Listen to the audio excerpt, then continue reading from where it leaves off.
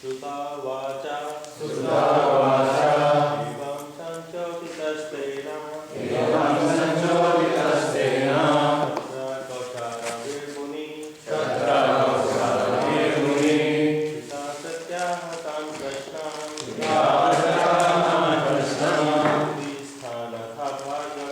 Vidisthanatha bhagava Sutta vacha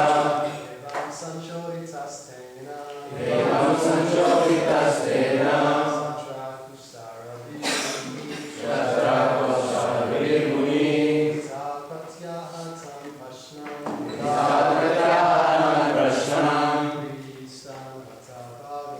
Vidisthanatha bhagava Sutta vacha Evam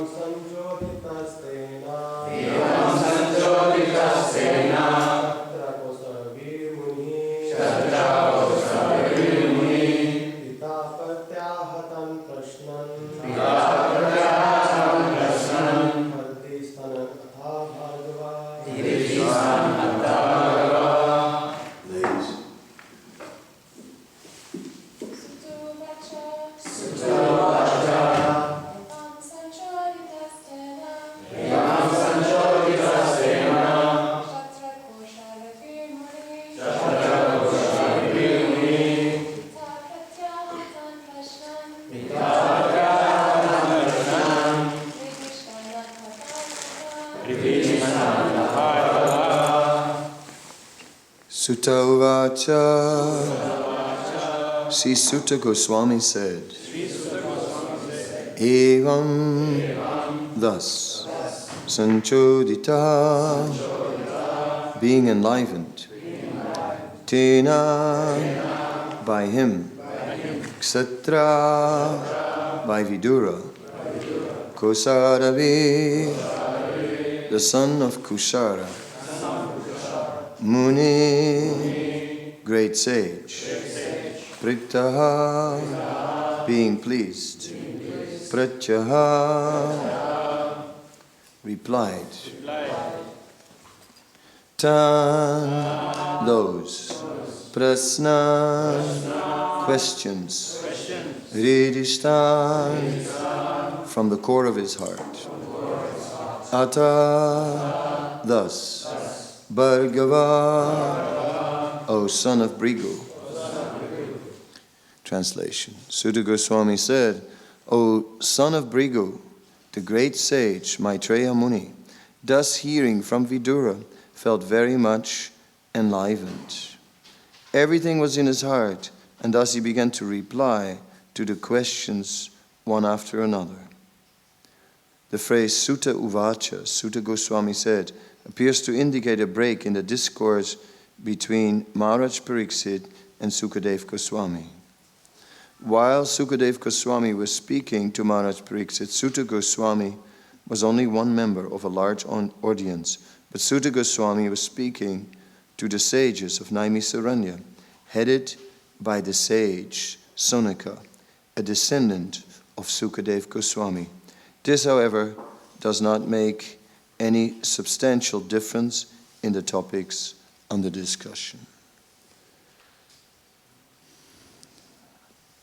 Om Jnanatimirandasya Jnanandana Salakaya Shakshurun Militam Yenan Tasmai Sri Gurave Namaha Sri Chaitanya Manobhistam Stapitam Yena Bhutale Swayam Rupa Kadamayam Dadati Swapanantikam Sri Krishna Chaitanya Prabhu Nityananda Sri Advaita Gadadhar Shivasadi Gaura Bhaktivedanta Hare Krishna Krishna Krishna Hare Hare Hare Rama Rama Rama Hare Hare. So in the Śrīmad Bhāgavatam, we find various parallel discussions. Sometimes Sukadeva Goswami is speaking to Maharaj Pariksit, And sometimes we find that Sutta Goswami is speaking to the sages of Naimisaranya. And these discussions are, as is pointed out, not substantially different, because Sutta Goswami is simply repeating whatever he heard of the discussion between Sukadev and Maharaj Pariksit.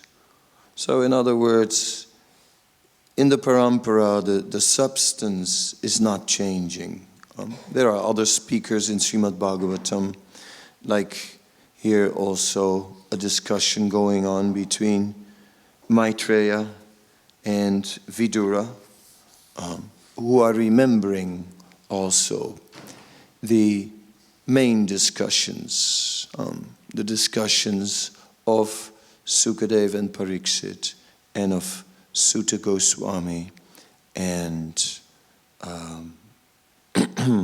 and the sages of Naimisaranya. Naimisaranya is particularly the place dedicated to Śrīmad Bhāgavatam. It is said, Naimisaranya, Aranya means forest, and Naimisa is referring to the Supreme Personality of Godhead, who never closes his eyes. In that place, Naimisaranya. Therefore it is said, it is the place particularly favorable for worship of the Supreme Lord or performing sacrifice. This forest of Naimisaranya is supposed to be in the center of the universe. It is said there is a wheel which represents the universe, and right there on the very core of that wheel is Naimisaranya, the place where Bhagavatam was spoken, highlighting that Śrīmad Bhāgavatam is essential. It is said in the 3rd chapter of the 1st canto, Krishna swadamo pagate dharma gnadi bisaha kalo nastadrisam eza puranarko dunoditaha. That in this age of Kali, after the disappearance of Krishna, then Dharma or religious principles and transcendental knowledge also left the planet. But all transcendental knowledge then became available in the Bhagavad Purana, in Śrīmad Bhāgavatam, which is like lighting up the darkness of the age of Kali, where all people have lost their vision like the sun. So in that way, Śrīmad Bhāgavatam is giving us pure transcendental knowledge. In the Brihad Bhagavatamrita, we get the narration of Gopakumar. And Gopakumar is looking for the topmost situation. And he is performing one sadhana, the chanting of the mantra that has been given to him by his spiritual master. And by chanting the holy name of the Lord, he becomes qualified to go to higher and higher situations. So at one point, Gopakumar comes to the heavenly planets, then he comes to higher planets than that, he goes to the Maharjana and Tapalokas, and finally, Gopakumar comes to Brahmaloka.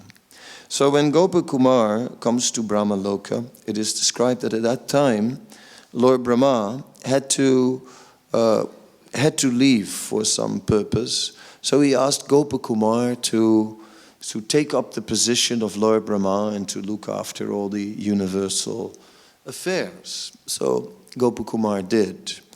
And it is said that one day there was an assembly of all the Vedas personified. And they all came and in the assembly of Lord Brahma, and there was a big discussion. And especially the Upanishads, they spoke very loud, and they were just taking over the entire assembly. And so much so that various scriptures became upset, including some agamas, some confidential Upanishads like the Gopal Tapani Upanishad, and also some of the Puranas, including the Bhagavat Purana or Śrīmad Bhāgavatam. They were all upset at this behavior of the Upanishads, and therefore they left the assembly. And then everyone became very worried. They walked out of the assembly, apparently offended, and Gopakumar, along with some of the other dignitaries, went there, pacified them, asked them to come back. And then Bhagavatam spoke, and Bhagavatam established the supremacy of Krishna as the Supreme Personality of Godhead. So in this way, we find that Bhagavatam is giving the topmost conclusions, as it is stated in the beginning. There are 3 verses basically, which are the introduction to the Śrīmad Bhāgavatam. The first verse is Janmadiyasya yaton vyat itaratas chatesva bhikyasurattene brahmaridaya adhikaviye muyanti yat suryaha tejo varimedam yata avinimayo yata trisargamisa damne svena sadani rastakukam satyam param dimahi. So the first verse, Janmadiyasya yataha, is identified as a commentary on the Vedanta Sutra. The entire Bhagavatam, for that matter, is a commentary on Vedanta Sutra. But these first words, Janmadiyasya yataha, are found in the Vedanta Sutra. And then it carries on and explains how actually Krishna is the source of everything. And with that, immediately it is established that Krishna, the Supreme Personality of Godhead, is separated from his energies. And therefore it establishes the philosophy that Sri Chaitanya Mahaprabhu taught of Achintya Bheda Bheda Tattva, which is further elaborated on in the 3rd canto. And therefore, Srila Prabhupada says in the introduction to the Bhagavatam, the purpose of the Bhagavatam is Satyam Param Dhimahi, as is explained in that first verse, to establish the absolute truth. And the purpose is to establish that the Param Satyam is Parameshvar, or that the absolute truth is the Supreme Controller. And when we speak of a Supreme Controller, we speak of a personality. Therefore, the purpose of Śrīmad Bhāgavatam is to establish that the absolute truth is the Supreme Personality of Godhead. In the 3rd verse, we get the verse Nikamagalpatar Galitam Phalam Sukhamukat Amrita Drava Samyutam Pibata Bhagavatam Rasamalayam Mura Aho Rasika Bhuvi Bhavukaha.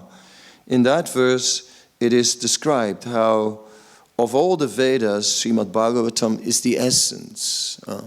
It is the which can fulfill all desires, Nikama Kalpataru, compared to a desire tree, which, and Bhagavatam, the ripened fruit of Vedic knowledge, which has been touched by the beak of the parrot Sukha, and thus becomes even more sweet than it naturally would be on its own. So that is interesting how the parampara, how all the knowledge is carried in parampara, and yet it still becomes sweeter when spoken by the devotee. Sukadeva Goswami is speaking the same knowledge he has heard from Vyasadeva, unaltered. And yet it becomes sweeter when he touches it with his lips. So it is explained that Srila Bhaktivedanta Thakur explains that transcendental knowledge is received in parampara, then duly applied by the receiver, who then is realizing that knowledge in turn in his heart, and then can present those same conclusions that he has heard with full realization. And it is there where the added sweetness comes in the delivery of the transcendental knowledge. And it is there where every Acharya,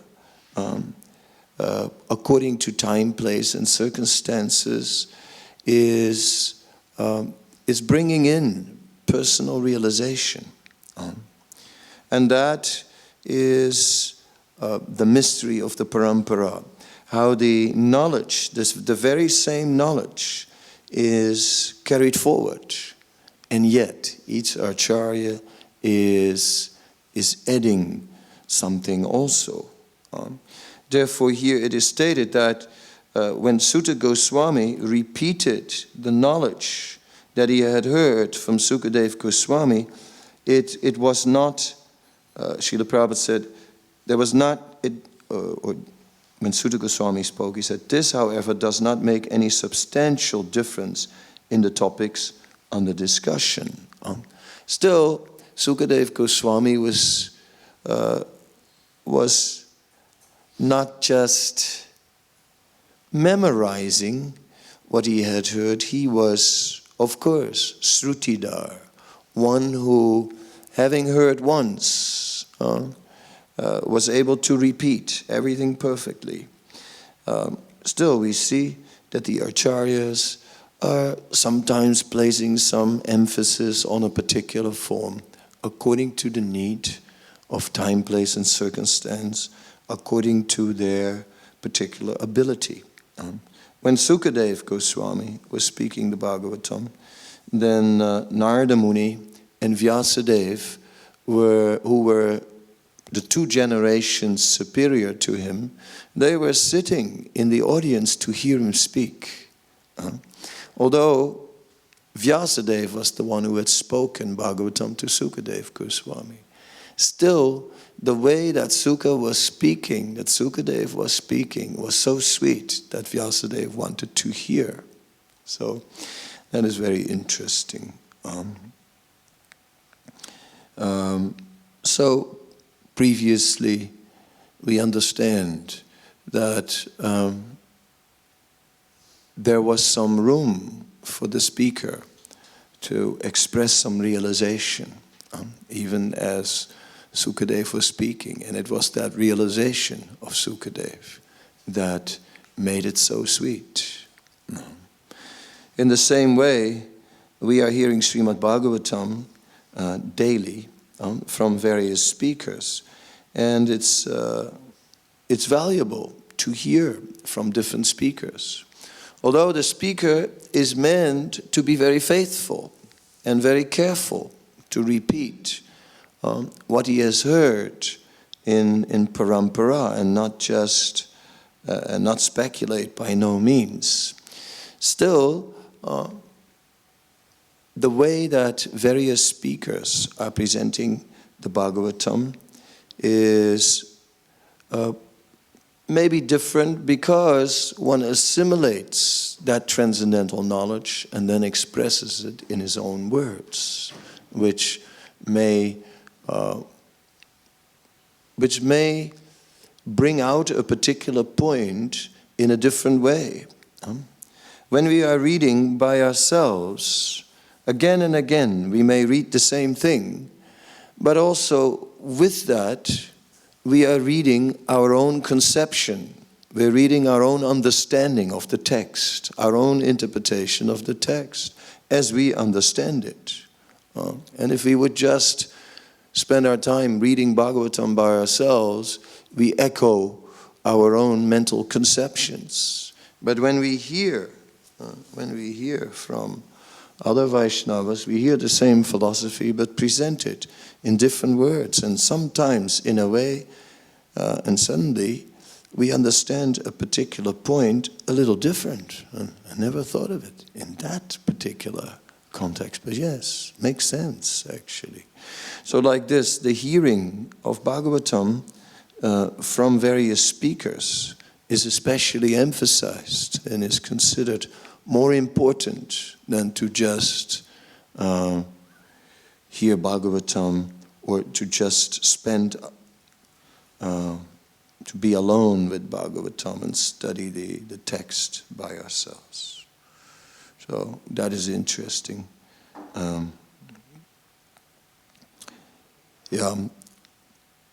I often like to make the point that Srila Prabhupada occasionally mentioned to various personalities. Once, for example, Tamal Krishna Maharaj would say that Prabhupada told him that the purports are more important than the verses, which is sort of, one might think, well, is that humble?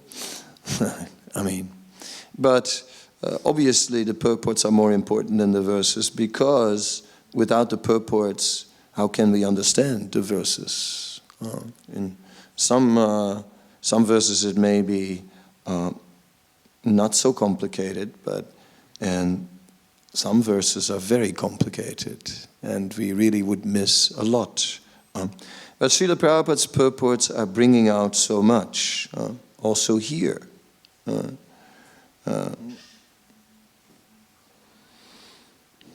Just here, highlighting this little point about there being no difference in substance between Sukadeva Goswami and Sutta Goswami, that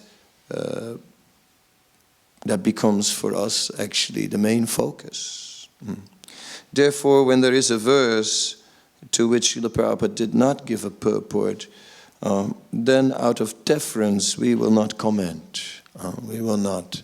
Therefore, we'll speak on the next verse. We won't comment, because you say, well, if Prabhupada didn't give an explanation, then it's not up to us to volunteer a big explanation as if we are the great Acharya who can even give on this verse an explanation. No, then we just say, okay, let this verse speak for itself. So that we remain very faithful.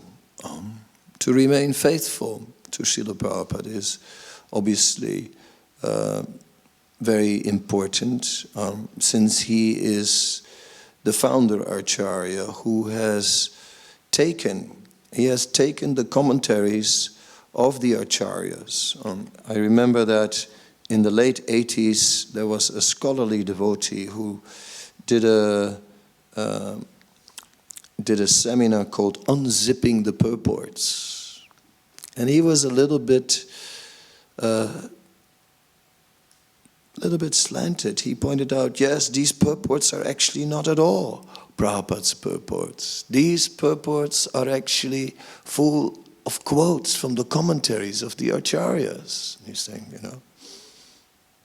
we're glorifying Prabhupada, but actually these are the commentaries of the Acharyas. But we felt, yes, that's exactly why Prabhupada is so glorious, right? Exactly for that reason, that he just was so faithful, just, not trying to be so intelligent as to each time come up with his own analysis, but just so faithful, just presenting faithfully the commentaries of the Acharyas, and then adding his own realization as well. So in this way, it's really the point where the past and the present comes together, because Srila Prabhupada is taking the commentaries of the previous Acharyas and then gives us the standard for the modern world. For example, in Bhagavatam 7th Canto, there are descriptions of brahmacharis with matted locks, but we don't see brahmacharis with matted locks too much in our movement. These things were adjusted. It was Srila Bhaktivedanta Saraswati Thakur who gave shape to the ashrams, to the dress, the appearance in this modern age. And Prabhupada just took that and established that, and that's it. So the Acharya has the last word. He has the last word, emphasizing which details in scriptures are to be given importance and which details are to be given less importance. Therefore, this weekend, which we have just observed, is very valuable. Because these days, it is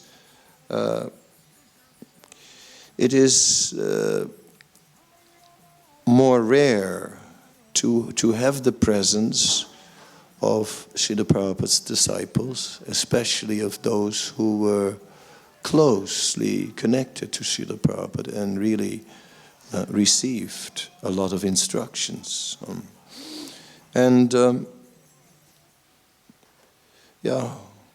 When I came to this movement, which was just after Srila Prabhupada left, those instructions were very much alive. That was, what everyone was talking about. But now, maybe so many years have passed, right? And many have never heard, and many have come and have learned, have heard something, but then trained others, and in this way, now there are generations of devotees who came after Prabhupada, and so some things are forgotten, or some things are different. It was interesting, like we heard stories about the canopy, We heard this canopy story 100 times, but we never heard it from the people who were involved. And it had changed. It gradually changes, these stories. Right? They change, they grow, they shrink, they stretch, they do all kinds of things. And then it's interesting to just hear it as it really was from those devotees that were there.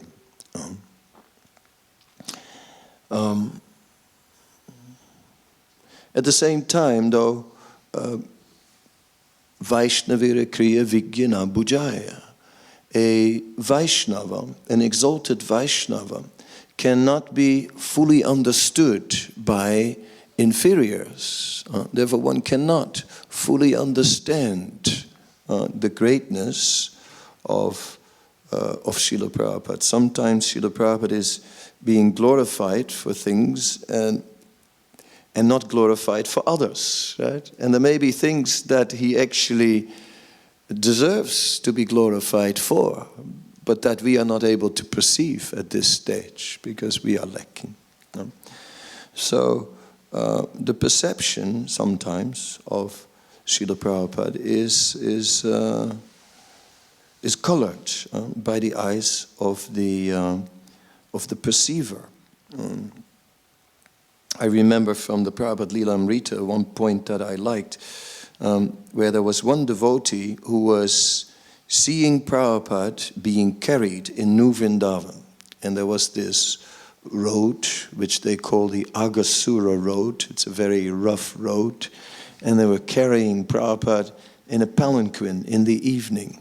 And it was dark, and there were many devotees that were holding up torches, right, to light the way. So it looked like a very kind of romantic, beautiful kind of picture. And one devotee, seeing all this, felt like, I'm in the spiritual world, we are here in the spiritual world with Prabhupada. And then felt a very strong desire to be closer to Prabhupada, and pushed to the ground and came right up next to the palanquin, only to realize I am just miles away. Right? I can be here right next to Prabhupada, but at the same time, I'm far away. So ultimately, transcendental knowledge must be realized in the heart. Even if one hears directly, it's still not sufficient if it is not fully taken to heart and applied. But of course, we see that so many devotees took Srila Prabhupada so much to heart, so many of his disciples, so sincere and so dedicated to fulfilling his desire, and that comes out in a weekend like we have just had, that strong desire to please Srila Prabhupada. And now Srila Prabhupada has become more like the Founder-Acharya, and everyone looks at the great Founder-Acharya, but that personal desire of when he really wanted something is now sometimes disappearing in the background. Now you get more the great, powerful devotee. But what is forgotten are all the little things that he really cared about. And in a weekend like this, that's highlighted. Many things are highlighted. As I said, the devotion of his disciples is highlighted. Prabhupada's specific desires are highlighted. So, in this way, these anniversaries are not only celebrations, some kind of formality. At 40 years you have to do something, at 50 years you have to do something. And we will do at 50 years. But at 40 years, Madhudvisa could not be there. And that was obviously a great absence, who did so much in Australia. Let's see who will not be there at 50 years of anniversary. So in the 40 years was an important one, because still many could be there, I was thinking. In 50 there may be less opportunities. Anyway, so we got greatly blessed, because we should understand that the parampara is not only the list that you find in the beginning of Bhagavad Gita, from Vyas and so on, coming down from Brahma to Vyas, Narada and so on, and then Srila Prabhupada being the 32nd link in that disciplic succession.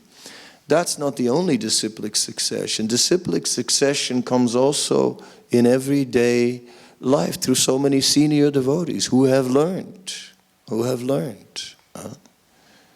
It's like I was in Vrindavan. I was trained in Vrindavan by Gunarnava in keeping accounts. And he was trained by Prabhupada in keeping accounts. And there were certain things that Gunarnava told me, Prabhupada wanted it like this.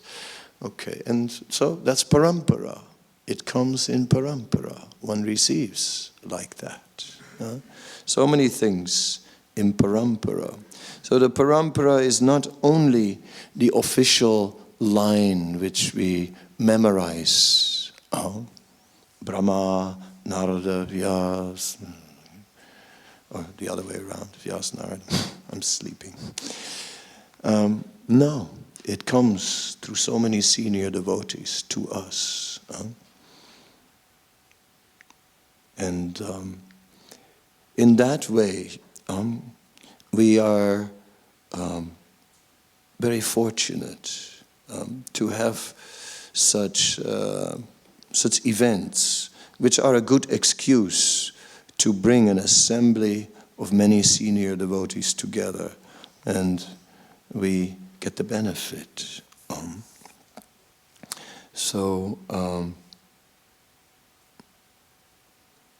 The theme of the verse is parampara, and how knowledge comes through unaltered, and that's why I expanded it into the anniversary, not only to just say something about the anniversary, but I wanted to show that actually the anniversary is a further manifestation of the parampara, and that's really what we have been experiencing in this weekend. Yes. What are the benefits of studying Prabhupada's books? What are the benefits of studying Prabhupada's books? Well, Srila Prabhupada's books are totally uncompromised. First of all, Srila Prabhupada has focused on those scriptures that are fully transcendental. We know that in the Bhagavad Gita it is said, Traigunya Visya Veda Nistraigunya Bhavarjuna, that a portion of the Vedas is influenced by the three modes of material nature, such as the Upaveda, which deals with Jyotish, Shastra, or Vastu, or Ayurveda, or such things. Also Vedic literature, also to be respected, but not transcendental. Then the Upanishads, some confidential references are there to devotional service to Krishna, but limited. They mainly highlight Brahman and the eternal position of Brahman. So some confidential Upanishads, like the Upanishad, is establishing Krishna as the Supreme Personality of God, and immediately Prabhupada translated that. Hiranmayena patrena satyasyapi tanmukam tattvanupana apavrinu satyadrisya dharmate. Please take away this glaring effulgence and show your true face. So very much establishing the personality of Godhead. Right there. Then the Bhagavad Gita, the words directly spoken by Krishna. Śrīmad Bhāgavatam, the Amanam Puranam, that only deals with pure devotional service.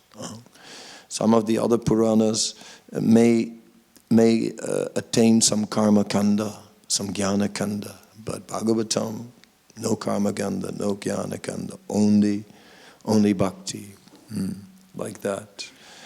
The Nectar of Devotion, a compilation by Srila Rupa Goswami, drawing from Bhagavatam and all kinds of Vaishnava scripture, Narada Pancharatra for one. So in that way, these books, they are just describing only pure devotional service. And that is so nice. And Srila Prabhupada was himself so fully dedicated that there are no mistakes in that respect. It is said that the words of the pure devotee are free from mistakes. That means from philosophical mistakes. Everything is just pointing at pure devotional service. Material mistakes may be there in language and this and that, or sometimes in misquoting a Sanskrit verse. That's material mistake, but no mistake in Siddhanta. Therefore, the Siddhanta of Srila Prabhupada's books is perfect. And thus, you can read these books and without filters. You know, the whole day in the world, we are bombarded by information and you have to always filter it. Right? Like that particular product which is presented to us, it's the real thing. It's not. Right? The mind has to say, it's not, it's rubbish. But they put it in your face, it's the real thing, and it's not. Right? So we have to filter, constantly filter information. With these books, no filtering, just drink it in. Open up completely and immediately. As soon as we associate with Srila Prabhupada's books, we're lifted from the mental platform, from the sensual platform, from the mental platform, even from the intellectual platform, to the pure devotional platform. Immediately. We just lift it up and everything falls into place, and therefore it's essential. It's very essential.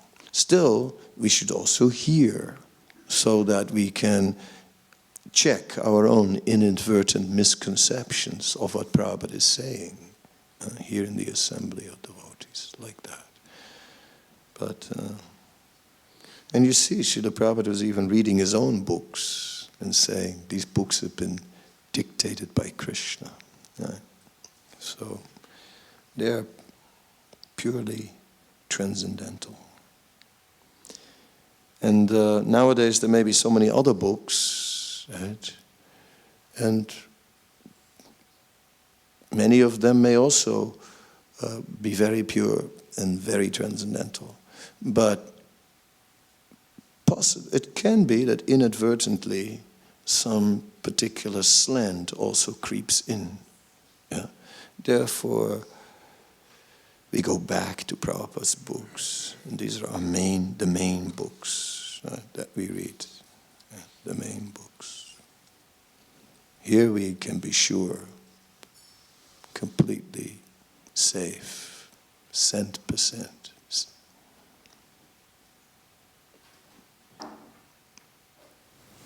If someone's not inclined to study or read Prabhupada's books, should they still be encouraged to read them? If someone's not inclined, Yeah. should they be? Yeah, there should be anybody. Any contact with Prabhupada's books is auspicious. Even if you just touch them, if you have them in your house, if you hear one word, it's the greatest blessing in your life. Everyone should be encouraged to read them. Everyone. The whole world. He himself said he wanted Bhagavatam in every house on the planet. Bhagavatam. So if we just take care of every house in Melbourne, that would already be something. Full set in every house in Melbourne. Something to think about.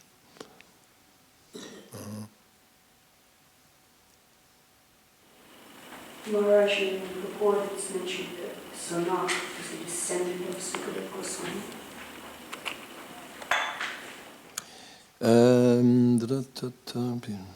What's been? Sonak.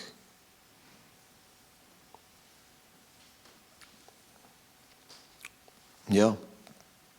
I can't say anything about it. No. Sorry. Sonak Rishi. I wouldn't know. Anyone knows more about that? It says here that but Sutta Goswami is speaking to the sages of Naimisaranya, headed by the sage Sanaka, a descendant of Sukadeva Goswami. So, exactly how we have to see that, I can't figure out, because it's Sutta Goswami who we are accepting as the link. And so... Does he mean a spiritual descendant? Could be, can be, that he was the receiver, that he heard. I mean, so we can interpret it, right? Indirect. So we can go, so Hare is offering an indirect meaning. If you can't make sense of the direct meaning, it says, then you can go for the indirect meaning. Then you can look at, maybe it means that he became the descendant of Sukadeva Goswami because he heard from Sutta Goswami like that. Spiritual descendant, and that counts. In India today, you can still buy land in your initiated name, and they give as your father's name, you give your guru's name, and it legally stands, and it is so good. It's really nice. It's like in Srila Prabhupada's passport, isn't it? And you've got Srila Prabhupada as father's name. Yeah, you can do that. Yes. In his passport, Prabhupada had as father's name, Bhaktivedanta, Srila Bhaktivedanta. Yes. So whenever they ask father's name, you can put, in India, they always ask on the form, you can put your guru's name. Just on this question, in Krishna comment, he says this, how he's calling him the son of Kushal, Brigu. Yeah. Krishna-Acharya says that that's Brigu. Kushal, Brigu, so he's the son of Brigu. Who is Brigu? Brigu Muni. That I understand. Bhargava means the son of Brigu. Is that referring to Sanaka? I thought it was referring to Maitreya. Well, Krishna-Acharya says dressing short is the son of Brigu. Okay. Sanaka is the son of Brigu. Yeah. Well, sometimes it's true. When you look in the commentaries of the Acharyas, you get some more light on these things. So here it says, Sanaka is the son of Brigu. And then Sukadev, also related to Brigu. It's too complicated for me, these family lineages. We'd have to look at the whole tree now. Because how is Sukadev then connected to Brigu. Because here it says descendant of Sukadeva Goswami, so still a little confusing. Needs more homework, I think. Not right here and now. But it's a good idea to look at the commentaries. Yes.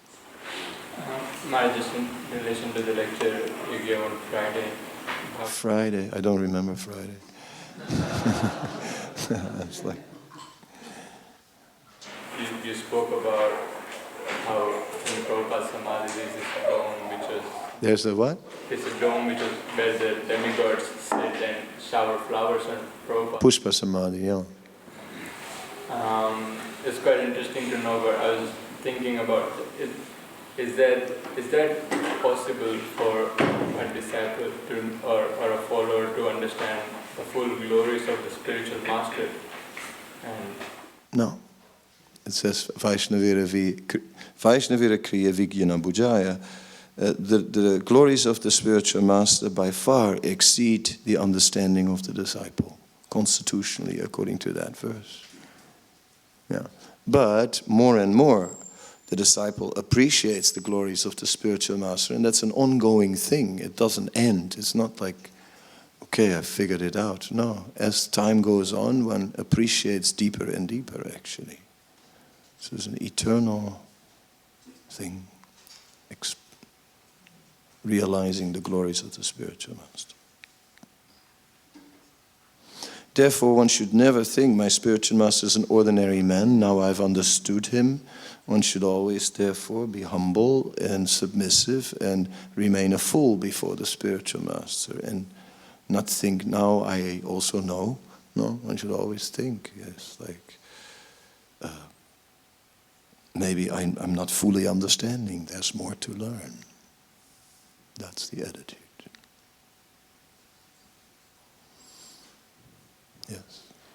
So just to be clear with a point you made earlier, you mentioned how we'll look at scriptures and we'll understand them or interpret them according to our conception.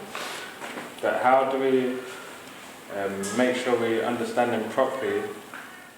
Indeed. Not misunderstand them and just call it like a realization, like this realization.